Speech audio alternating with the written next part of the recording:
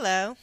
This brief tutorial is designed to ensure that all supervisors share common expectations and understandings when they evaluate student-teachers' clinical performance. You will need a notepad and pen or pencil at various times during this tutorial, so please make sure you have those before continuing. This module has 3 sections: sharing your experience with assessment, getting to know UNCG's assessment tool for clinical performance, and trying out the TGAP. The module will take about an hour, so please don't start unless you can finish it. Let's get started. Think about a time when you mentored a student teacher or beginning teacher. You may have been a cooperating teacher for UNCG or another university or college. You may have been asked by a principal to support a new teacher as he became comfortable in the classroom. You may even have been asked by a teacher to help her with instruction or classroom management. In a moment, you will be asked to write about your experience. The following questions will help you think about how you gathered information for that mentoring. How did you approach the task? How did you assess the student or teacher's current level of performance? When you observed, did you use a structured checklist or rubric? Did you jot down notes or use a more formal note-taking procedure? Did you review the teacher's lesson plans and tests, sample student work, or talk with the teacher about his performance? What did you and the teacher see? What did you learn about student behaviors, lesson plans, learning strategies, and assessments? Did you and the teacher have similar descriptions and evaluations? What were the results of your assessment? Were your observation tools and plans useful for the observation and subsequent conference? Did you develop a growth plan as a result of the assessment? Please pause this video and take a few minutes to jot down a summary of a time when you assessed a teacher's performance. In this section, you will get to know UNCG's approach to observing and evaluating candidates' performance in the field. In 2005, UNCG's Council of Program Coordinators adopted the Teacher Growth and Assessment for Pre-Service Rubric, or TGAP, to evaluate the clinical performance of all teacher licensure candidates. In 2010, the rubric was revised and aligned with the newly adopted North Carolina Professional Teaching Standards. The TGAP is used to evaluate multiple aspects of performance over time. It is not used simply to evaluate a single teaching performance. Moreover, the TGAP is used developmentally. As the supervisor and candidate review the candidate's clinical performance, they identify areas in which the candidate is already proficient and other areas in which growth is needed. The rubric is used at least 3 times during candidates' licensure programs: early in the clinical experience, at the midpoint, and before student teaching is completed. Now let's talk about the contents of the TGAP. The rubric consists of 4 categories: planning, instruction, assessment, and finally student motivation and management.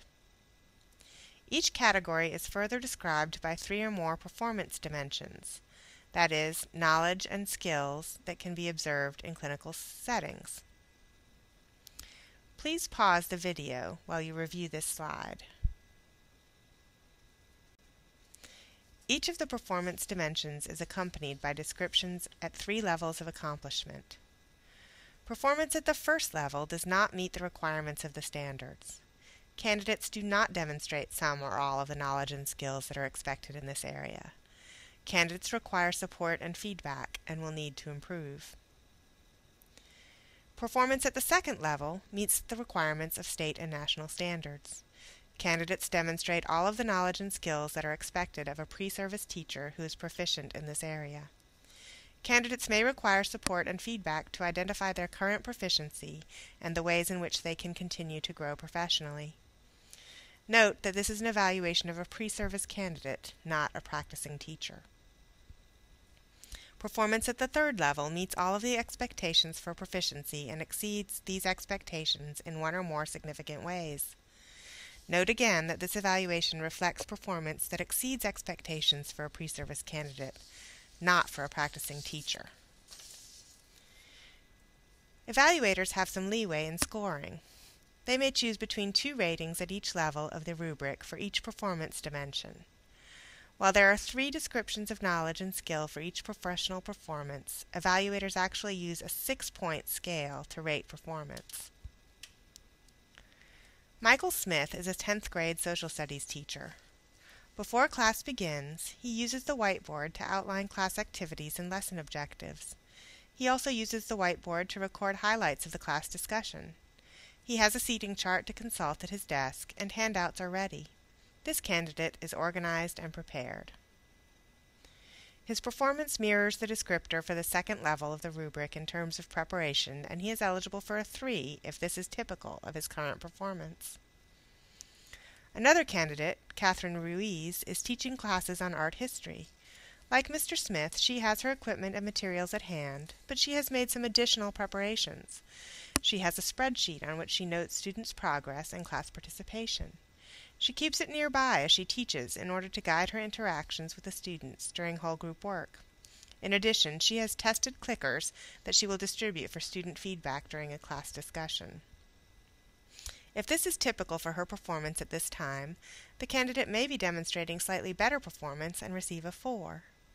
Only with a good deal more organization, preparation, and pre-planning would the candidate be eligible for a 5 or 6.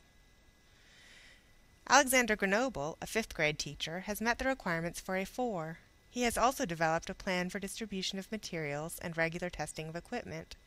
He keeps track of students' participation using a color-coded spreadsheet and has a schedule for providing students feedback about their participation. He has clearly labeled files for storing student work and a chart with students' weekly responsibilities. Mr. Grenoble's performance demonstrates an advanced level of preparation and pre-planning. He would be eligible for a 5 or 6 if this is typical for him at this time. The TGAP has both a summative and a formative function. All candidates must have a rating of 3 or better for all criteria on their final or summative TGAP evaluation before they are recommended for licensure. However, the rubric serves an important formative function as well. All administrations of the TGAP should be followed by conferences at which supervisors, cooperating teachers, and candidates discuss the implications of the ratings and ways to grow professionally.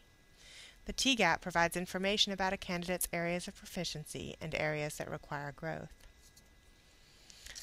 While all cooperating teachers and supervisors use the TGAP rubric to evaluate candidates' clinical performance, it is possible for supervisors to use the TGAP differently. After all, their individual experiences and knowledge may impact the ways that they interpret performance. In order to establish greater consistency or reliability among ratings, supervisors are asked to complete this TGAP module. A panel of experts evaluated the performance and instructional plans of a fictitious candidate and her middle grades language arts unit on poetry. In explaining their rationale, the group members identified shared expectations about the meanings and ratings of the performance dimensions of the TGAP. Consensus was reached by the panel. As a participant in the TGAP module, you will rate the performance of the same candidate and compare your rating to those of the expert panel. This exercise is meant to help all supervisors be aware of shared expectations for candidates' performance and the ways in which they might adapt their approaches to evaluation when using the TGAP. Now let's practice. Your next step is to review teacher candidate Vanessa Levitt's teaching. First, we'll read Setting the Scene. This describes the interactions between the candidate, Vanessa Levitt, the co-teacher, and the university supervisor. You will also review Ms. Levitt's instructional plans, a video clip of her teaching, and other artifacts related to the unit. After reviewing these artifacts, you will evaluate Ms. Levitt's performance using the TGAP. This is an automated process in which you will be asked to evaluate only one performance dimension at a time. After you assign a score to each performance dimension, click Check Answer to compare your ratings and reasons to those of the expert panel. The final section of this module asks you to reflect. Guiding questions are provided. You will answer these questions in a text box located directly below the questions. Thank you for participating.